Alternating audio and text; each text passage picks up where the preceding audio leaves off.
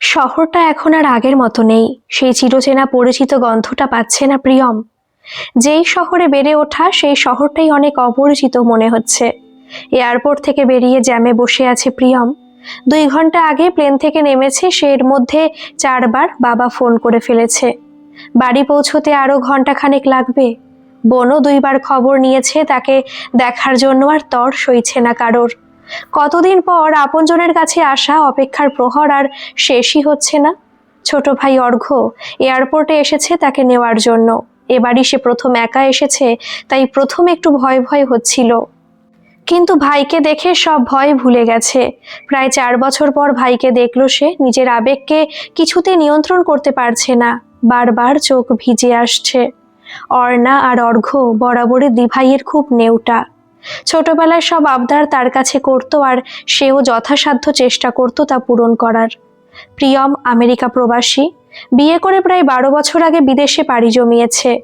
এর মধ্যে আগে 2বার দেশে এসেছিল, সাথে স্বামী অয়ন আর একমাত্র মেয়ে ঈশা ছিল। কিন্তু এইবার ছোট বোনের বিয়েটা এমন সময় হঠাৎই ঠিক হয়েছে যে ওরা কোনোভাবেই ছুটি ম্যানেজ করতে পারেনি। মেয়েটাকে বাবার কাছে রেখে আসতে মন সায় দিচ্ছিল না, কিন্তু বোনের বিয়ে বলে কথা, বাধ্য হয়ে আসতে হয়েছে। বিয়ের আরো দিন 15 বাকি আছে। অয়ন ঈশাকে নিয়ে বিয়ের 2 দিন আগে চলে আসবে, এই যা শান্তি। যে বাড়ির সামনে গাড়িটা এসে থামলো সেটা প্রিয়মের অপরিচিত। বাড়ির কাজ করানো হয়েছে এটা সে জানে, কিন্তু হাফ বিল্ডিং বাড়িটা যে সম্পূর্ণ দোতলা বাড়ি হয়ে গেছে সেটা তার জানা ছিল না। ভালোই হয়েছে নতুন বাড়িটা। আগের বাড়িটা অনেক পুরনো ছিল, বাবার বেতনের টাকায় সংসার চালানোর পর আর সেভাবে বাড়ির যত্ন করা সম্ভব হয়নি। দেওয়ালে রং উঠে গিয়েছিল, একটা ঘরের নাকি সিলিং ভেঙে গিয়েছিল, আর সামনের খালি জায়গাটাও পানি জমে শ্যাওলা পড়ে থাকতো। এই সবই প্রিয়ম মা আর বোনের কাছে শুনেছে। তাই গত বছর বাড়ির কাজের জন্য নিজের সাধ্যমতো প্রায় 1,7,000 টাকা পাঠিয়েছে সে। প্রিয়ম বাড়িতে ঢোকার পরই বাড়িতে হইচই শুরু হয়ে গেল। মা দৌড়ে এসে ওকে জড়িয়ে ধরলো, পাশে বোনটাও আছে। ভিডিও কলে যতই কথা বলা হোক না কেন, এই গন্ধ, এই অনুভূতিটা তো আর পাওয়া যায় না। একটু বিশ্রাম নিয়ে প্রিয়মকে নিয়ে সবাই চারিদিক থেকে ঘিরে বসলো, যেন একদিনেই সব কথা শেষ করতে হবে। সন্ধ্যায় বিয়ে উপলক্ষে কয়েকজন আত্মীয় স্বজন এসেছে। এতদিন পর সবাইকে দেখে প্রিয়ম বিশ্রামের কথা ভুলেই গেছে। এর মধ্যেই অর্ণা বিয়ের শাড়ি গয়না দেখায়। খুব সুন্দর দামি শাড়ি কেনা হয়েছে, গয়নাও বেশ ভারী। প্রিয়মের ছোট বোন অর্ণা বারবার ওর জন্য কি এনেছে তাই দেখতে চাইছে। ওর বন্ধুরা এসেছে প্রিয়মের সাথে দেখা করতে আর ওর উপহার দেখতে। প্রিয়ম বাবার বাড়ির জন্য সাধ্যমতো যতটুকু সম্ভব উপহার নিয়ে এসেছে। বোনের জন্য কসমেটিক্স, বিয়ের পর ব্যবহার করার জন্য কিছু জিনিস, বাবার ভাইয়ের জন্য দামি ঘড়ি, অন্যদের জন্য কিছু না কিছু নিয়ে এসেছে। গত 1 মাস ধরে আস্তে আস্তে সব কেনাকাটা করেছে সে। এখানে তার ভালোবাসা আছে। প্রিয়জনদের সান্নিধ্য পাওয়ার জন্য সে কত অপেক্ষা করেছে। এই দিনটা তার কত প্রতীক্ষিত। মায়ের হাতে একটা সোনার চেন দিয়ে বলল, এটা তোমার জন্য অর্ণার বিয়েতে, এটা পরো। প্রিয়মের মা চেনটা হাতে নিয়ে কেঁদে দিলেন। সন্তানের কাছ থেকে কিছু পেলে সেটা যে কত আনন্দের তা ভাষায় প্রকাশ করা যায় না। এমন সময় অর্ণা বলে উঠল, আমার ডায়মন্ড সেটটা এবার দাও দি ভাই। কথাটা শুনে প্রিয়মের গায়ে একটা শীতল স্রোত বয়ে গেল। সবার সামনে আমতা আমতা করে বলল, বিয়ের পর তোর বর তোকে ডায়মন্ড সেট দেবে, আমি এখন যা পেরেছি তাই এনেছি। কথাটা অর্ণার একদম পছন্দ হয়নি। বন্ধুদের সামনে তার মান সম্মানটা আর রইল না। সে সবাইকে কত বড় মুখ করে বলেছে বড় বোন বিদেশ থেকে ডায়মন্ড সেট আনবে, এমনকি ওর শ্বশুর বাড়িতেও সবাই জেনে গেছে। এখন সবার সামনে মুখ দেখাবে কিভাবে? অর্ণা কান্না করতে করতে নিজের ঘরে চলে গেল। প্রিয়ম ব্যাপারটা ঠিক বুঝতে পারছে না, একটা গয়নার জন্য অর্ণার মন খারাপ হয়ে গেল কেন। মায়ের কাছে শুনেছে বিয়ের সব কেনাকাটা তো প্রায় হয়েই গেছে। অর্ণা একটা ডায়মন্ড হার আবদার করেছিল প্রিয়মের কাছে, কিন্তু সে কিনতে পারেনি। তবে মনে মনে আছে বোনকে অবশ্যই একটা ডায়মন্ড সেট কিনে দেবে। এই মাসে টাকাটা জোগাড় করতে পারেনি, তাই আনা হয়নি। প্রিয়ম এই নিয়ে এখনই বোনের সঙ্গে কথা বলবে, তাই শোয়ার ঘর থেকে বাইরে আসে। প্রিয়মের মা টেবিলে খাবার সাজাচ্ছে। বড় মেয়েটা এত বছর পর দেশে ফিরেছে, তাই আজ তার পছন্দের কিছু রান্না করেছে। দুপুরে ঠিকভাবে খেতে পারেনি, সন্ধ্যায়ও একটা ঝামেলা হলো। এখন নিশ্চয়ই সব ঠিক হয়ে যাবে। রাত প্রায় 10টা, বাড়ি মোটামুটি খালি। অর্ণা এখনো ঘর থেকে বের হয়নি, অর্ঘ্য বিয়ের কাজে ব্যস্ত। প্রিয়মের মনটা খারাপ লাগছে বোনের জন্য। প্রিয়ম বাবা আর মায়ের সাথে একই টেবিলে খেতে বসেছে, অর্ণা আসেনি। তার খাবার নিয়ে গেছে ঘরে। অর্ণা সবসময় একটু বেশি অভিমানী। 2 দিন পর বিয়ে হবে, এখনো ছেলে মানুষই যায়নি। প্রিয়ম ভাবছে খাওয়ার পর বোনের ঘরে গিয়ে কথা বলবে। কথাটা প্রিয়মের বাবার কানেও পৌঁছে গেছে। তিনি মুখ কালো করে বড় মেয়েকে বললেন, ছোট বোনের জন্য একটা গয়নাও আনতে পারলে না? ও তো বেশি কিছু চাইনি, এটাও পারলে না? আমাদের জন্য তোমার কিছু করতে হয় না? বোনের একটা ছোট্ট শখ পূরণ করতে পারলে না? নাকি অয়ন আনতে দেয়নি?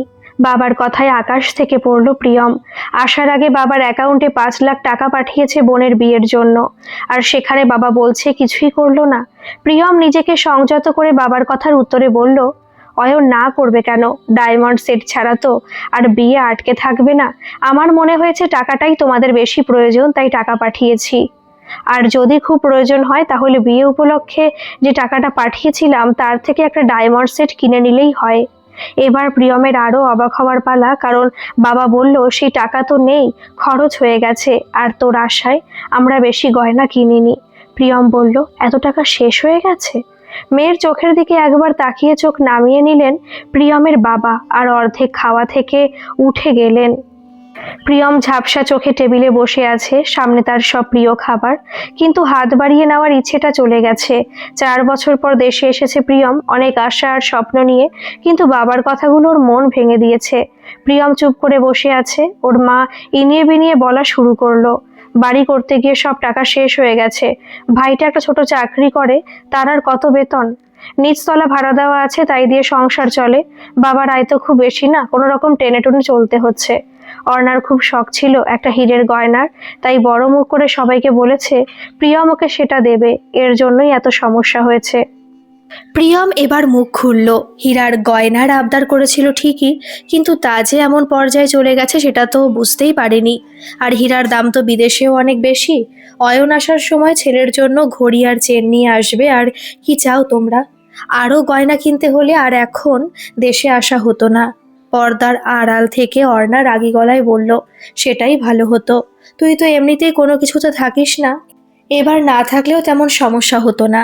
আর তোর স্বামী যে এত গরিব সেটা তো আমরা জানতাম না। এবার প্রিয়মের ধৈর্যের বাঁধ ভাঙে। অয়ন সম্পর্কে খারাপ কথাগুলো সে শুনতে পারছে না। অয়ন এই পরিবারের জন্য অনেক করে। সে নিজে কাজ করছে 5 বছর ধরে, কিন্তু এর আগে টাকার যত প্রয়োজন হয়েছে অয়ন সব দিয়েছে বিনা বাক্য ব্যয়ে। আজ ভাইয়ের ভর্তি, কাল বোনের ফর্ম ফিল আপ, তো পরশু সেমিস্টার, সব কিছুতেই প্রিয়ম টাকা পাঠিয়েছে। আর তাছাড়া জন্মদিন, পুজো তো আছেই।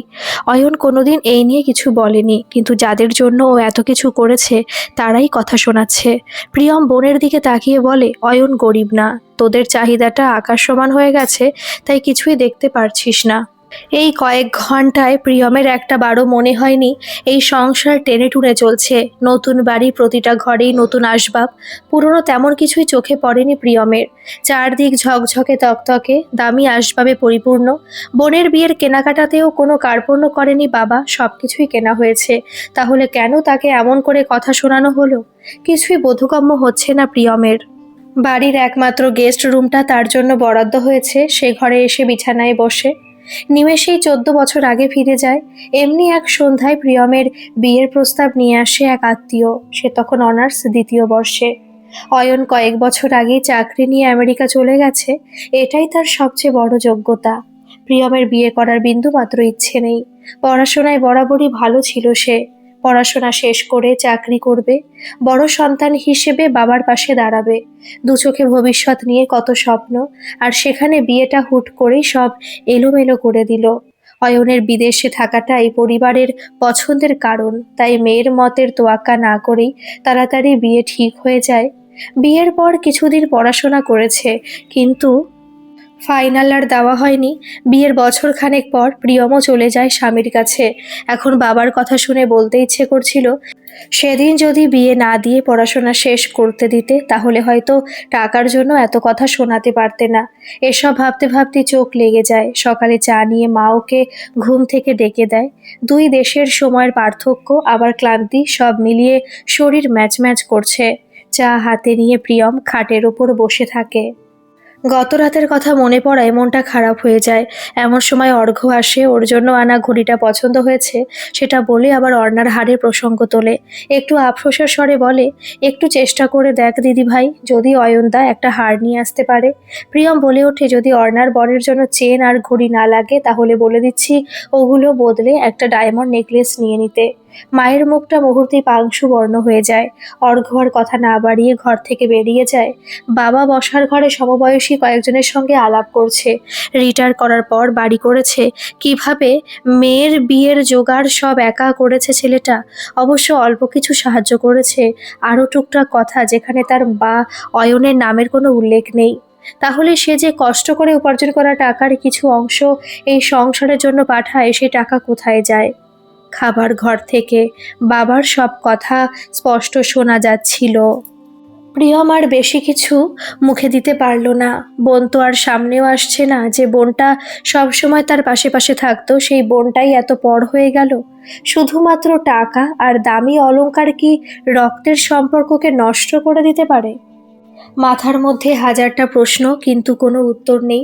যে আশা নিয়ে দেশে এসেছিল, যে আপনজনদের কাছে আসার ব্যাকুলতা ছিল, তা একদিনেই কোথায় উবে গেল। বাড়িটায় দম বন্ধ লাগছে। প্রিয়মের শ্বশুর বাড়িও একই শহরে। কথা ছিল কয়েকদিন এখানে থেকে তারপর সেখানে যাবে।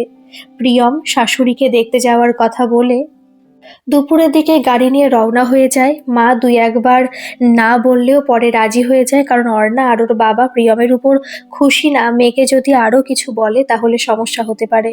বিয়ের আগে কোনো ঝামেলা যায় না, তাই মেয়ের মতেই সায় দিল। অয়নরা দুই ভাই এক বোন। অয়নের ভাই একটা বেসরকারি প্রতিষ্ঠানে উচ্চ পদে চাকরি করে, আর ছোট বোন নদী একটা স্কুলে চাকরি করে। অয়নের বাবা মারা যাওয়ার পর মা আর গ্রামের বাড়িতে থাকেননি, ছোট ছেলের সঙ্গে ঢাকায় থাকেন। নদীও কাছাকাছি থাকে। মা দুই ছেলে মেয়ের কাছেই থাকে। 2 মাস আগে মায়ের হার্ট অ্যাটাক হয়, তখন দুটো রিং পরানো হয়েছে। এখন একটু সুস্থ আছে। এসব ভাবতে ভাবতে এই গাড়ি চলে আসে প্রিয়মের দেওর আকাশের বাসার সামনে। আকাশ ওকে নেওয়ার জন্য সামনেই অপেক্ষা করছিল। শাশুড়িমা প্রিয়মকে জড়িয়ে ধরে আদর করলেন। প্রিয়মের চোখ ভিজে এলো। এখনো কিছু মানুষের স্পর্শে ভালোবাসা পাওয়া যায়। শাশুড়িমা বারবার অয়ন আর ঈশার কথা জিজ্ঞেস করছেন। প্রিয়ম এই বাড়ির জন্য কিছু উপহার নিয়ে এসেছিল, তার সবাইকে দিল। ছোট যা অহনা বলেছিল একটা মোবাইল আনতে, তবে তার মনে হয় পছন্দ হয়নি, আরও আপডেট ভার্সন চাইছিল সে। বাচ্চারাই সবচেয়ে বেশি খুশি হয়েছে। আসলে বাচ্চাদের মন খুব পবিত্র, ওরা অল্পতেই সুখ খুঁজে পায়, বড়দের মতো ত্রুটি ধরার চেষ্টা করে না। অহনার আকাশ কথায় কথায় মায়ের অসুখের প্রসঙ্গ তুলল। মায়ের পেছনে অনেক টাকা খরচ হয়ে গেছে, দাদার পাঠানো টাকায় কিছুই হয়নি। মাসে মাসে যে টাকা দেয় তাতে মায়ের সব হয় না। প্রিয়া মাথা নিচু করে বসে আছে। দেশে চিকিৎসার খরচ অনেক বেড়ে গেছে, কিন্তু তাই বলে 5 লক্ষ টাকায় কিছুই হয়নি। মায়ের জন্য অয়ন প্রতি মাসে কিছু টাকা পাঠায়, সেটাও সামান্য নয়, কিন্তু প্রিয়ম কিছুতেই হিসেব মেলাতে পারে না। একমাত্র ননদ নদী শুধু অন্য সুরে কথা বলল। ও স্কুল শেষে এই বাসায় এসেছে, মায়ের ঘর থেকে আকাশের সব কথা শুনে উঠে এসেছে। ছোট ভাইয়ের কথার উত্তরে বলল, মায়ের চিকিৎসার জন্য দাদার পাঠানো টাকাটাই যথেষ্ট ছিল। অপারেশন আর ওষুধ ছাড়াও একটা নার্স মায়ের দেখাশোনার জন্য রাখা হয়েছিল। সবকিছুই হয়েছে সেই টাকা থেকে। আর কত চাও তোমরা? মায়ের দায়িত্ব কি শুধু একা দাদার? তোমার কিছু করার নেই? প্রতি মাসে মায়ের টাকা দিয়ে তোমার সম্পূর্ণ সংসার চালাও, কেউ তো কিছু বলে না। তোমাদের চাহিদার কোনো শেষ নেই। বিদেশে থাকা খাওয়ারও তো একটা খরচ আছে। ওদের হাতে তো টাকার গাছ নেই যে যখন চাইবে তখনই পাবে। দুজনে কষ্ট করে উপার্জন করে টাকা পাঠায়, বিনিময়ে অভিযোগ ছাড়া আর কি পায়? নদীর কথাগুলো শুনে আকাশের মুখটা কালো হয়ে গেল। প্রিয়মের চোখের দিকে আর তাকাতে পারছে না, তাই সামনে থেকে চলে যায়। অহনাও রান্নাঘরে ঢুকে যায়। এসব কি হচ্ছে? টাকার মূল্য কি সম্পর্ক আর ভালোবাসার থেকে অনেক বেশি? আবারও প্রিয়মের চোখ ভিজে যায়। অর্ণার বিয়ের এখনো কয়েকদিন বাকি, বাড়ি ভর্তি আত্মীয় স্বজন। অর্ণার মুখে হাসি ফুটেছে, কারণ তার ডায়মন্ড সেটের ব্যবস্থা করা হয়েছে। প্রিয়মের বিয়ের কিছু গয়না শাশুড়ি মায়ের কাছে ছিল, সেগুলো দিয়ে প্রিয়ম বোনের হার কিনে দিয়েছে। বাবা ছোট মেয়ের বিয়ে নিয়ে খুব ব্যস্ত, বড় মেয়ের ব্যাপারে নজর দেওয়ার সময় কই। ছোট মেয়ের বর বড় ব্যবসায়ী, বছরে 2-3 বার বিদেশে যায়। বিয়ের পর অর্ণাকে নিয়ে দেশ বিদেশ ঘুরে বেড়াবে। অর্ঘ্যর একটা ভালো চাকরির ব্যবস্থা করে দেবে বলেছে। সেই জামাইয়ের দাম তো বেশি হবেই। অয়ন হয়তো এত কিছু করতে পারে না, কিন্তু যা করে মন থেকে করে। বিদেশে থাকাটা ওর যোগ্যতা না, ওর ভালো মন মানসিকতাটাই ওর যোগ্যতা। যেখানে তাদের কদর নেই সেখানে না থাকাই শ্রেয়। নদী প্রিয়মকে এয়ারপোর্টে ছাড়তে এসেছে। শাশুড়িমা নিজের হাতে আচার আর নাড়ু বানিয়ে দিয়েছে ছেলে আর নাতনির জন্য। এই ভালোবাসাটা অমূল্য। কিছুদিন পর শাশুড়িমাকে নিজের কাছে নিয়ে যাবে মনে মনে স্থির করেছে। রাত 1টায় প্রিয়মের ফ্লাইট। আসার দিন যতটা উৎফুল্ল ছিল, আজ ঠিক ততটাই বিষণ্ণ। অয়নকে ফোন করে বলে ও বুঝে যায়, কথায় বলে বাবার বাড়ির কথা স্বামীকে বলতে হয় না, কিন্তু যার স্বামী ছাড়ার কোনো বন্ধু নেই সে কার কাছে মনের কথা বলবে। অনেক ভেবে প্রিয়মের সিদ্ধান্তটা নেয়, অয়নরা এখন আসবে না, কিছু টাকা নষ্ট হবে ঠিকই, কিন্তু বাকিটা ফেরত পাওয়া যাবে। অনেক হয়েছে সবার কথা ভাবা, এবার নিজেদের কথা ভাবতে হবে। এতদিন অ্যাপার্টমেন্টে ভাড়া আছে, এবার নিজের বাড়ি করার কথা ভাবতে হবে। মেয়ের ভবিষ্যৎ নিশ্চিত করতে হবে। আরও অনেক স্বপ্ন পূরণ বাকি আছে। আপনজনের এমন আচরণে মনটা ভেঙে গেছে প্রিয়মের। বারবার মনে হচ্ছে প্রবাসীদের দুঃখ কষ্ট কি কেউ বুঝতে পারবে না। প্রিয়ম দেশ ছেড়েছিল কয়েক বছর আগেই, কিন্তু এবার মনে হচ্ছে নাড়ি ছিঁড়ে চলে যাচ্ছে। গল্পটি কেমন লাগলো অবশ্যই কমেন্ট করে জানাবেন, আর ভালো লাগলে একটা সাবস্ক্রাইব করে আমার পাশে থাকবেন। ধন্যবাদ।